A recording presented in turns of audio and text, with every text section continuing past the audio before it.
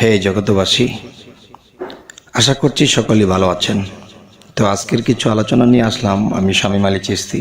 সে আলোচনাটি হলো কি, যে আমরা টুপি পরি, পাঞ্জাবি পরি বা জুব্বা পরি, পাগড়ি পরি। তো এই যে কিছু একটা বিষয়, এটা আমরা কেন করি? এটা এজন্যই করি যে হযরত মুহাম্মদ সাল্লাল্লাহু আলাইহি সাল্লাম তিনি এগুলো পরিধান করতেন। টুপি, জুব্বা, পাগড়ি। আরেকটা জিনিস ব্যবহার করতেন, তিনি দস্তরখানা বিছিয়ে খাওয়া দাওয়া করতেন। তো আজকের যে আলোচনাটি যে খুবই গুরুত্বপূর্ণ হবে ইনশাল্লাহ। তো আশা করব আপনারা ভিডিওটি স্কিপ করবেন না, পুরোপুরিটি শুনবেন যে হযরত মুহাম্মদ সাল্লাল্লাহু আলাইহি সাল্লাম কেন এগুলো পড়েছিলেন। তো এখন সেই কথাটি হল, দেখেন, হযরত মুহাম্মদ সাল্লাল্লাহু আলাইহি সাল্লাম প্রয়োজনের বাহিরে কোনো কিছু করেননি, প্রয়োজন ছাড়া তিনি কিছুই করেননি। তাহলে প্রথম আসি যে টুপিটা হযরত মুহাম্মদ সাল্লাল্লাহু আলাইহি সাল্লাম কেন পরতেন। দেখেন যে আমাদের বাংলাদেশটা কিন্তু মরুভূমির দেশ না, পিচ ঢালাই রাস্তাঘাট। তো মরুভূমিতে যখন হাঁটতেন চলতেন তখন দেখা যায় প্রচুর পরিমাণে বাতাসের সাথে বালু আসতো। তখন দেখা যায় মাথার চুলের মধ্যে যখন বালুগুলো পড়তো, কিচিরমিচির করতো এবং শরীরে একটা খিতখিত লাগতো। এবং দেখা গেছে এত বাতাস আর এতই বালুচরের বিষয়টা, তখন দেখা যায় নবীর সমস্যা অনুভব করত। তখন তিনি কি করলেন, একটি টুপি তৈরি করলেন। তো আমরা যে ডিজাইন করে টুপি পরি, আসলে এরকম টুপি নয় যে মাথারটাকে ঢাকনা দেওয়ার জন্য যতটুকু দরকার অতটুকু ঢাকনা দিয়ে তিনি টুপিটা পরেছিলেন। আচ্ছা, তারপর যে আমরা যে বর্তমানে টুপি পরি, আমাদের দেশে কিন্তু ওরকম বালু উড়ে না। আমাদের পিচ ঢালাই রাস্তাঘাট, এখানে ওরকম পরিমাণে বালু নেই, তারপরেও পরি। আচ্ছা, যাই হোক, এবার আসি জুব্বা। তো এই জুব্বাটা নবীজি আগের দিনে তো অতটা পাতলা কাপড় ছিল না, তো যেমনটাই ছিল অনেক বড় জুব্বা পরতো। এবং জুব্বার উপরে দেখা গেছে, আমরা যখন দেখি একটা লোক যখন হজ করতে যায় বা সৌদিয়ানরা পরে, যে মাথার মধ্যে একটা স্প্রিং দেওয়া আছে আর রুমালটা দেওয়া আছে। তো ওই রুমালটা ব্যবহার করতেন হযরত মুহাম্মদ সাল্লাল্লাহু আলাইহি সাল্লাম। তো ওই রুমালটা যখন ব্যবহার করতেন, কেন করতেন, যে টুপির মধ্যে বালুটা পড়তো আর রুমালের উপর দিয়ে সেই বালুটা গড়াইয়ে তখন শরীরে পড়তো। তখন শরীরের মধ্যে যখন বালু পড়ে তখন খিতখিত লাগে। তখন একটা জুব্বা যখন পরা হয়েছে, তখন টুপির মধ্যে বাড়ি খেয়ে বালুটা ওই রুমালের মধ্যে লেগেছে। আর একটা বিষয় হলো, রুমালটা কিন্তু মাথার মধ্যে বর্তমানে স্প্রিং দিয়ে আটকাতে হয়। আর তখন নবী স্প্রিং করতে পাবে সেই যুগ তো তখন ছিল না। তখন গাছের লত দিয়ে মাথার মধ্যে একটা পেঁচ দিয়ে দিত, তাহলে আর রুমালটা উড়ে যাইতো না। প্রচন্ড বাতাস এবং বালু উড়ছে, তখন কি হলো, যে সেই রুমালটাকে আটকানোর জন্য সে একটা গাছের লত ব্যবহার করতেন। আচ্ছা, তাহলে রুমালটা স্থির থাকতো। টুপির মধ্যে যখন পড়তো, বালুটা রুমালে যাইতো, আর রুমালে যে বালুটা গড়াইয়া পড়তো তখন সেটা নবীর জুব্বা যে পড়েছে এই জুব্বার মধ্যে লেগে বালুটা বাহিরে চলে যাইত। তখন দেখা যায় এই প্রয়োজনে তিনি এগুলো ব্যবহার করেছেন। আচ্ছা, এবার আসি দস্তরখানা। আর হযরত মুহাম্মদ সাল্লাল্লাহু আলাইহি সাল্লাম এত বড় দস্তরখানা ব্যবহার করতেন, 4-5 মানুষ দস্তরখানাটা বিছিয়ে 4-5 মানুষ এখানে বসে তারপর তিনি খাবার দাবার খাইতেন। কেন? যে দেখেন যে মরুভূমি, অর্থাৎ বালুচর আর বালুচর, এই বালুচর তখন দেখা গেছে যে খাবারে বালু লাগতে পারে, বা একটা কিছু ধরতে গেলে এটার মধ্যে বালু লেগে আসতে পারে, তখন এটার মধ্যে একটা দস্তরখানা হিসাবে অনেক বড় করে বিছিয়ে তখন এটার মধ্যে খাওয়া দাওয়া করতো।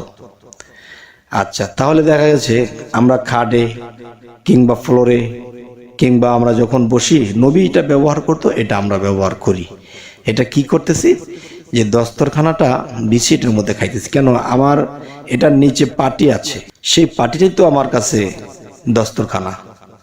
তবে এটার উপরে আবার আরেকটা দস্তরখানা দিই কেন, এখানে তো বালু নেই। আচ্ছা, যাই হোক, এবার আসি যে হযরত মুহাম্মদ সাল্লাল্লাহু আলাইহি সাল্লাম তিনি যখন উষার আকাশ মানে খুব সকালে যখন তিনি হাঁটতে বের হতেন, তখন দেখা যায় যে যদি পায়জামা পরতেন তাহলে পায়জামাটাকে টেকনির উপরে তুলতেন। টেকনির উপরে তুলতেন কেন, দেখা গেছে থোকা থোকা ঘাস থাকে বা বালু, এই বালু ছিটকে ছিটকে পায়ের উপরে উঠে যেত বা কাপড়টা নষ্ট হয়ে যেত, আবার একটু একটু ভিজে যাইত। তখন দেখা যায় যে ঘাসের মধ্যে যে উষাগুলো পড়েছে, এতে কিন্তু দেখা যায় যে পায়ের টেকনিটা তো বালুতে ভরে যায়, তার মধ্যে একটু হালকা পানি পানি, এরপরে দেখা যায় যে কাপড়টা নষ্ট হয়ে যায়। তিনি কাচিয়ে একটু উপরে তুলে নিতেন। তো এই যে কাচিয়ে উপরে তুলে নিতেন হযরত মুহাম্মদ সাল্লাল্লাহু আলাইহি সাল্লাম, তিনি কিন্তু প্রয়োজনে করতেন এটা। তো এখন দেখা যায় মুসল্লিরা যখন নামাজ পড়ে তখন টেকনির উপরে কাপড় তুলে পড়ে, এখানে কি বালু আছে, এখানে কি পানি লাগবে। যাই হোক, এই হলো একটা বিষয়। আরেকটা বিষয় হলো, দেখেন যে হাদিস শরীফ বলতে কি, এটাকে গ্রন্থই বলা উচিত, সব জিনিসকে হাদিস বলা উচিত নয়।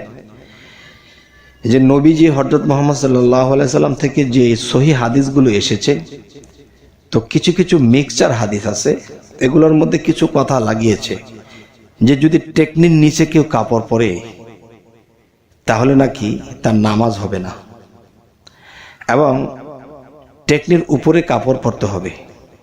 আরো কিছু হাদিস এটার উপরে দেওয়া হয়েছে। তা এখন কথা হলো যে টেকনির উপরে কাপড় পরার মধ্যে যে উদ্দেশ্য ছিল নবীর, আমরা কোন উদ্দেশ্যে উঠাইতেছি। আচ্ছা, এই হলো একটা বিষয়।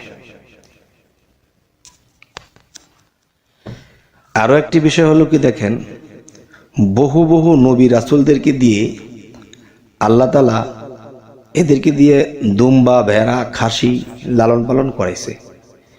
তো লালন পালন করানোর উদ্দেশ্য কি, হযরত মুহাম্মদ সাল্লাল্লাহু আলাইহি সাল্লাম ছাগল পালতেন, ছাগলের রাখাল ছিলেন তিনি। তাহলে যে আরো বহু নবীদেরকে দিয়েও ছাগল পালিয়েছে। যেমন একজন নবীর কথা বলা হয়েছে, সেই নবীর নবুয়তটা আসবে আসবে বলে কিন্তু আসছে না, সেই নবুয়তটা সে পেয়ে যাবে বলে আসছে না। তো হঠাৎ সে যে ছাগল এগুলা চড়াইতো, তখন সকল ছাগল নিয়ে ঘরে বেঁধে বেঁধে রাখছে, কিন্তু একটা পুচকে ছাগল, সে লাফালাফি করে তাকে দৌড়ে ধরতে পারে না। তখন তাকে ধরতে গিয়ে দেখা গেছে যে পড়ে গেছে, ছিলে বেলে গেছে, বুক ছিলে গেছে। তখন নবীজির আরো বেশি জিদ উঠে গেছে। আচ্ছা, তখন সে ভাবতেছে রাগে যে এইটাকে যদি ধরতে পারি না, আছাড় দিয়ে মেরেই ফেলবো। তো অনেক বুক টোক ছিলে অনেক কষ্ট করে সে ছাগলটাকে ধরেছে, বাচ্চাটাকে ধরার পরে কি হলো, সে মাথায় তুলেছে, আছাড় দিয়ে মেরে ফেলবে।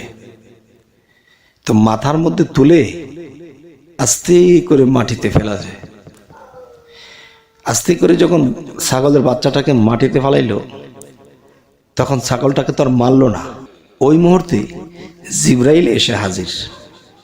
সে বলতেছে, আপনি এই মাত্র নবুয়ত লাভ করলেন, নবুয়ত পাশ করলেন।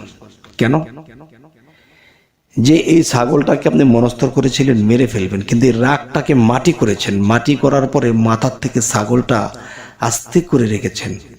এই মাত্র আপনি নবুয়ত লাভ করলেন। যে এই পৃথিবীতে কত ধরনের মানুষ, ছাগলের মতো, গরুর মতো, মানে বিভিন্ন মানুষজন একজন নবীজির কাছে আসে, মুরিদ হয়, বায়াত হয়, তখন তারা কিন্তু ভক্ত উম্মত, তারা কিন্তু দেখা যায় যে উল্টা পাল্টা করবে, উল্টা পাল্টা চলবে, তখন গুরুর রাগ হয়ে গুরু তাদের একটা ক্ষতিও করে ফেলতে পারে। তখন আপনি যেহেতু মাথায় তুলেছেন, আস্তে করে রেখেছেন, এই মাত্র আল্লাহ আমাকে সংবাদ দিয়ে দিল যে সে পরীক্ষা পাশ করেছে, তাকে নবুয়াত সে পেয়ে গেছে, তাকে জানিয়ে দেওয়া হোক। তবে হে জগৎবাসী, যে এই পশু পালিয়ে কি বোঝানো হলো? উম্মত ভক্তরাই গরু, ছাগল, ভেড়া। তাহলে এরা কত ধরনের ডিস্টার্ব করবে, কিন্তু ডিস্টার্ব অনুভব করবে না। আচ্ছা, যাই হোক, হযরত মুহাম্মদ সাল্লাল্লাহু আলাইহি সাল্লাম যখন ছাগল চড়াতেন, তখন অনেকগুলো ছাগল, তো এখন অনেকগুলা ছাগলের রশি হাতে নিয়ে সে হাতের মধ্যে কতক্ষণ নিয়ে ঘুরবে রশি। তখন সেই ছাগলের রশিগুলো দেখা যায় মাথার মধ্যে একটা পেঁচ দিয়ে রাখতেন, 2-3টা পেঁচ দিয়ে রাখতেন। তখন দেখা যায় পিছনে যে ছাগলের যে খুঁটিগুলো আছে রশির সাথে, এই খুঁটিগুলো কিন্তু তখন আর পেঁচ দেওয়া যায়নি, তখন পিছন দিয়ে এই খুঁটিগুলো ঝুলেছে। তাই এখন বর্তমানে যারা পাগড়ি পরে, দেখবেন পিছন দিয়ে কতটুকু কাপড় ঝুলতে থাকে। তো আমি একজন মাওলানা সাহেবকে জিজ্ঞাসা করলাম যে পাগড়ি পরতে হবে, পরেছি, ভালো কথা, নবীর সুন্নত, কিন্তু পিছনের জ্বলন্ত কাপড়টুকু কি? তখন তিনি চুপ আছেন, কিছুই বলছেন না। কিছুক্ষণ পরে বলে যে আমরা যেরকম পেয়েছি এরকমই তো করতেছি। তখন আমি বললাম, শুনেন, এই পাগড়ি জিনিসটি, বিষয়টা হলো যে নবীজি যখন ছাগল চড়াতেন তখন সেই রশিটা কিন্তু মাথায় পেঁচ দিতে পেরেছেন, কিন্তু খুঁটিটা তো আর পেঁচানো যায় না, তাই পিছন দিয়ে এটা জ্বলেছে। আর যে পাগড়ির নিচের যে জ্বলন্ত যে কাপড়টা, এটা নবীজির খোঁটা জ্বলেছিল, আর আমরা কি কাপড় ঝুলাইতেছি। তাহলে নবীজি কিন্তু প্রয়োজন ছাড়া কোনো কিছুই করেনি। তাই আমরা কিন্তু দেখা দেখি করি, আর এই দেখা দেখি ইবাদত যখন আমরা করব, একদিকে আমরা হলাম কি বাচ্চা মানুষ, যে বাবা মা যা বলে যা করে ঠিক তেমনি বাচ্চারা করে। তো আজকের যে কথাটি, যে দেখা দেখি না, আমাদের চলতে হবে জ্ঞানে, জ্ঞান দিয়ে চলতে হবে। আচ্ছা, আরেকটা বিষয় হলো যে আমরা যে কোনো কাপড় পরি, আমাদের লজ্জাস্থান ঢাকতে হবে, আমাদের শরীরটাকে ঢাকতে হবে। এ হলো মূল বিষয়, যে গোপন অঙ্গকে হেফাজত করার জন্য আমাদের কাপড় পরতে হয়। আর গোপন অঙ্গ হেফাজত করা, ঢেকে রাখা ফরজ। তাই আমরা যে কোনোভাবে, যে কোনো কাপড় দ্বারা আমরা ঢেকে রাখতে পারি।